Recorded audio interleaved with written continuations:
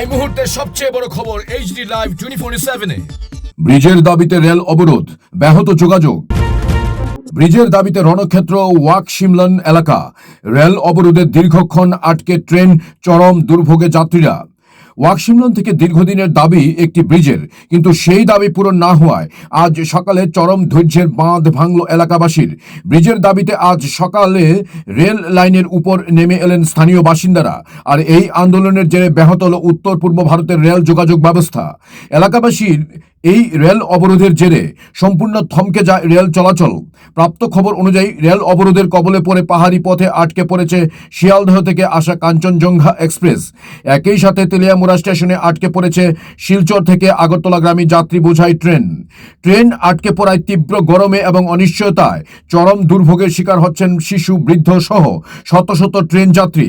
দূরপাল্লার ট্রেনগুলি দীর্ঘক্ষণ আটকে থাকায় যাত্রীদের মধ্যে ব্যাপক ক্ষোভ দেখা দিয়েছে। ঘটনাস্থলে পরিস্থিতি নিয়ন্ত্রণে আনার চেষ্টা চলছে।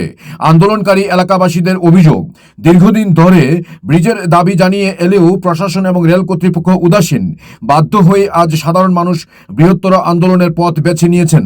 তাদের সাফ কথা, দাবি পূরণ না হওয়া পর্যন্ত এই অবরোধ চলবে।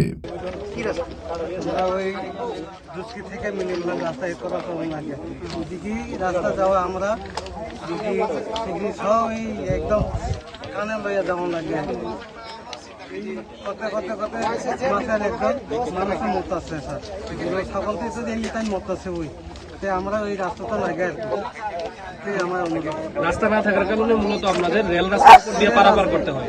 রাস্তা দিয়ে আমরা এটা চলাচলি করানো লাগতেছে, বহুত আমরা অসুবিধা চলতেছে আর কি। আমরা আগরতলা জিবি যাত্রা কাছে যাইতেছি, ডাক্তার যাই বেলায় যাইতাম তখন খুব কষ্ট হইতেছে।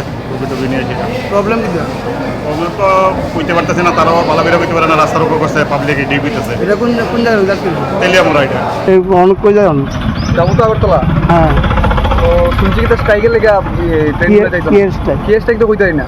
কত মিনিট আটকে আছেন না? 2 ঘন্টা হইব। অনেক মানে কই যেতেছেন? দেখতেছি কোন ইয়াতে তেলিয়ামুড়া যেতেছি, এখান থেকে গাড়ি দিয়ে যাবো। Bureau report, AGT Live 24/7।